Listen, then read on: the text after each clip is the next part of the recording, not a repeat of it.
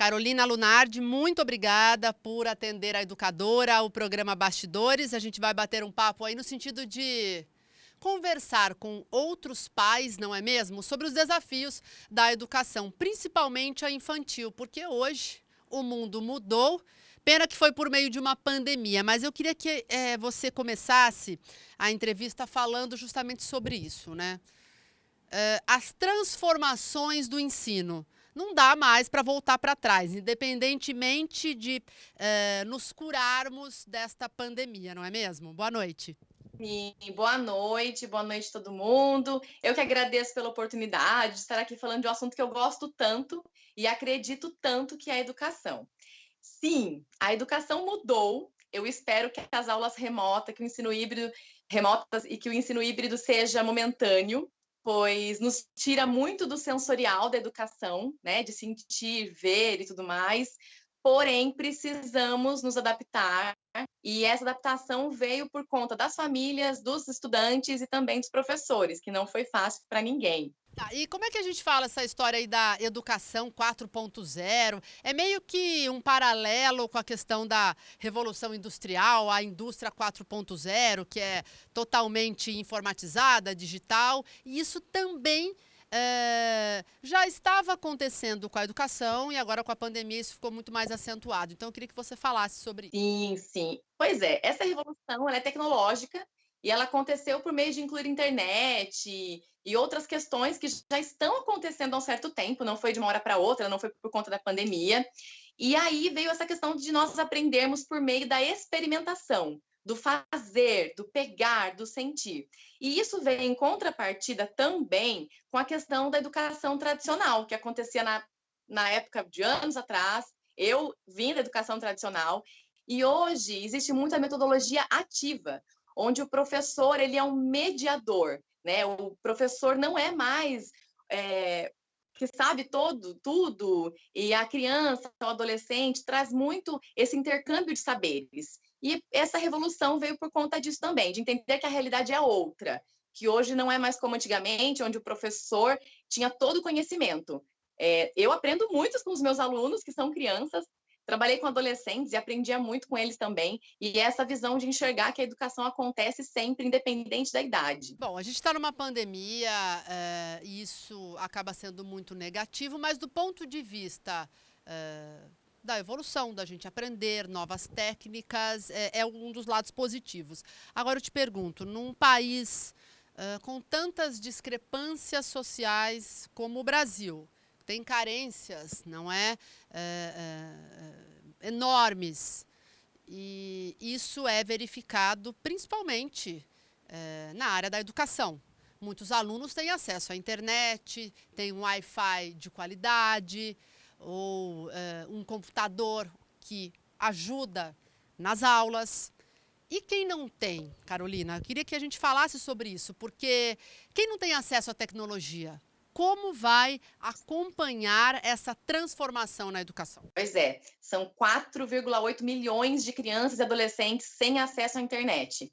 E aí veio para escancarar a realidade de que o ensino ele é elitista e capacitista. Então, durante a pandemia e durante as aulas remotas, foi muito claro enxergar o quanto essa diferença acentuou ainda mais, né? Inclusive para a inclusão, não só na questão de computador e de internet, e também para a falta de recursos para a educação especial. E essa falta de recursos, ela veio para trazer mais desigualdade, realmente, desigualdade social.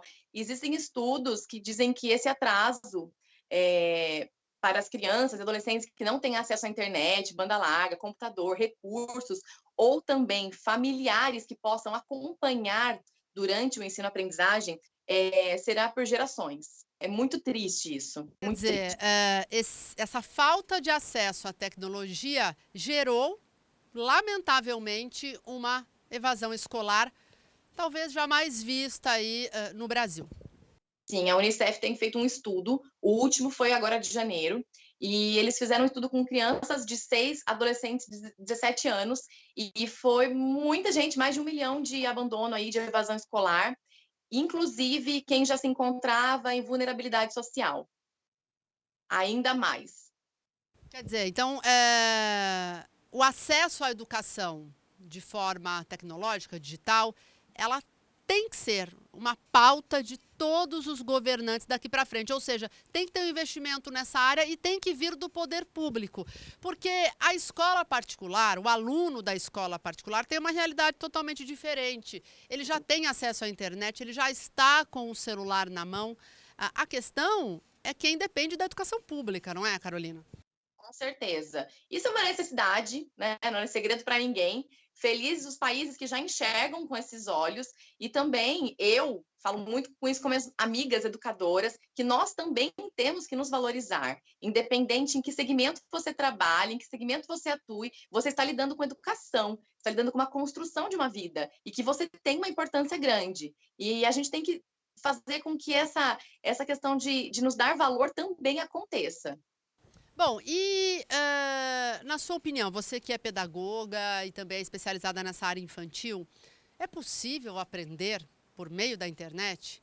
Porque tudo mudou, né? E será, a minha pergunta que tipo de adulto essas crianças serão no futuro? Será que a conta vai chegar quando essa criança de 5, 6 anos tiver 18, 19?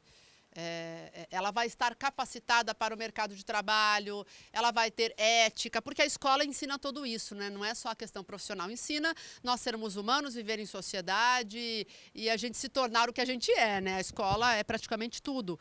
E quando há uma defasagem no acesso e no meio de uma pandemia, é possível esse aluno aprender e ser um adulto completo daqui 10, 15 anos?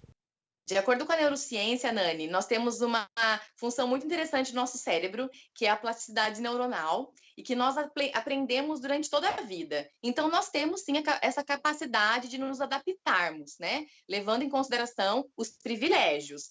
Internet, acesso, computador, uma família que pode apoiar.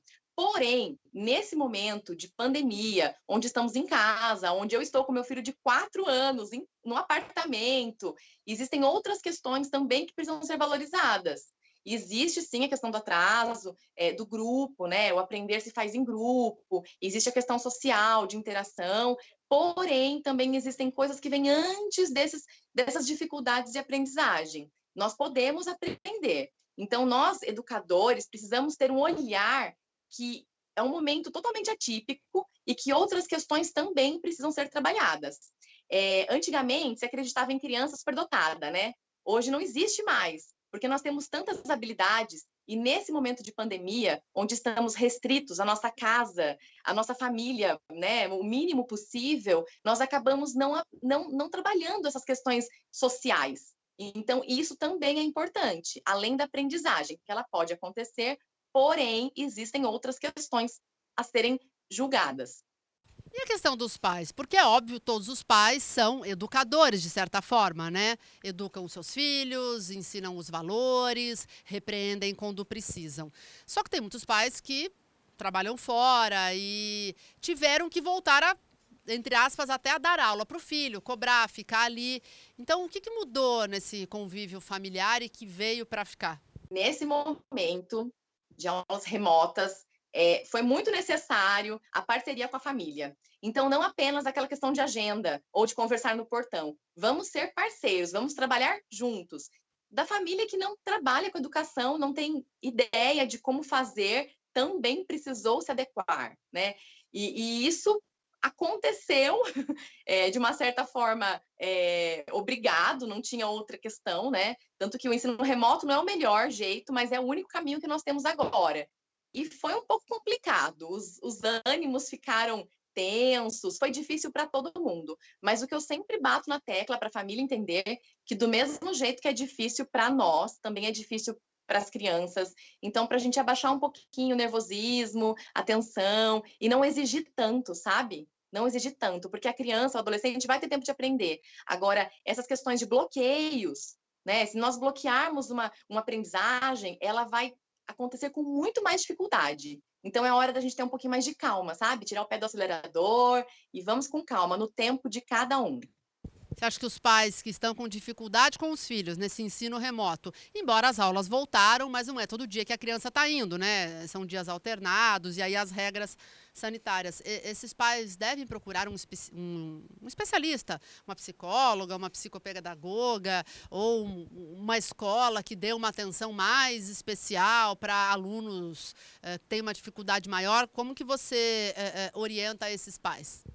Ah, com certeza, com certeza. É necessário. Todo mundo precisa levar em consideração a saúde mental também, né? E aí foi um momento onde as pessoas pararam para enxergar para isso com outros olhos. Porque às vezes na correria do dia a dia, você leva a semana com os pais, né? Pensando como as famílias.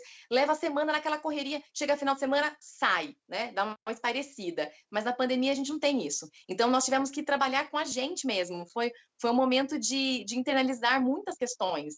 E sim, os pais devem valorizar essas questões mesmo, porque é o que mais importa, né? É um momento totalmente atípico. E essas questões de procurar terapias, ou então procurar desenvolver outras habilidades, é um momento que foi muito necessário.